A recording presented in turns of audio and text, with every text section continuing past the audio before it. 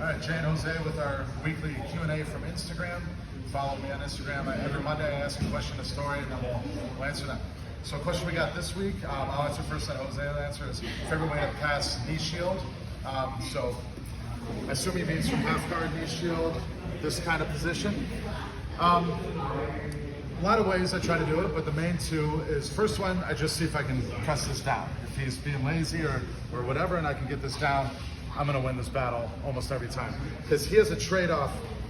When he puts in a knee shield, I know his feet are not gonna be crossed very well. Especially if I pin him down, there's an opening here, and I can usually just kick out pretty easy. But the guy's usually better than that. So normally what I'll do is just abandon the knee shield by putting my hand on his ribs, cupping this knee, and standing to work to this position. And then see what I can do from here, be it a knee slice, or an X pass, or a folding pass. A lot of options from there, rather than just dealing with a persistent knee shield when the guy's real big. So again, it's just here and then fight from that position. Okay? We'll see how Jose wants to answer. Yeah, so the second way that Jay showed is really my go-to. People that do knee shield, pretty good at it, right? Sometimes it's hard to smash this up. So backing out sometimes is their best option. But just to mix it up a little bit, sometimes I want to remain offensive the whole time. I'm not saying that when you back out you can't remain offensive, but sometimes when you're putting a lot of pressure on the guy, you'll see the guy start framing and he starts his neck starts coming towards me. So what I'm gonna do is I'm gonna load back down and I'm gonna go for rolling almost like a guillotine here.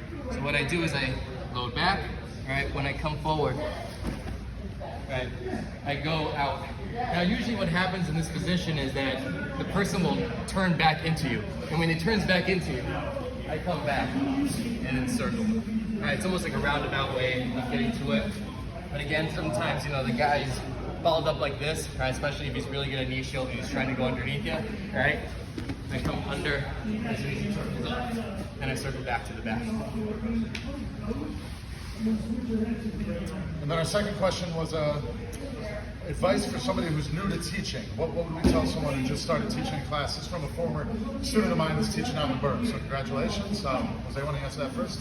Yeah, I think when I started teaching, I got really overzealous. I wanted to teach as many things as I could in a very short amount of time. I think the rule of thumb is you don't want to teach more than like 3, maybe 4 techniques in a class. It's just, I think it's just what human brain can handle. And you also want to break it up into concepts. So usually when you teach something, you don't just want to show the movement. You also want to show why you're doing it, especially like things you want to take, things you want the other person to take away from the class. At the end of class, I usually have people review all techniques that have been taught. Usually as you go forward and you teach many techniques, people forget the first and the second technique, so just having a space to review all the techniques at the end of class really solidifies a movement. Other than that, I usually also try to teach a sequence, so that way when I teach a move, it builds off of each other. That way when they leave the class, they always remember the very first thing, and then everything else is a little bit of fluff. But you've been teaching for a lot longer than I have, so.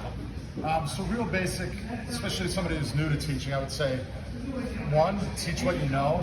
Don't go on YouTube and look for the coolest thing you can find or whatever. Stick to the stuff you're comfortable answering questions with and that you know very well. 2, and this is very basic, speak loudly. Okay, a lot of times people can't hear you, so they just either tune out or they got to shuffle all over the place, and it's annoying. And 3, face the audience, face the camera, whatever you're teaching. I see seasoned black belts that'll teach a technique with their back to the room, so you definitely don't want to do that. So for a beginner teacher, I would say those very fundamental things. All right, thank you. That was great.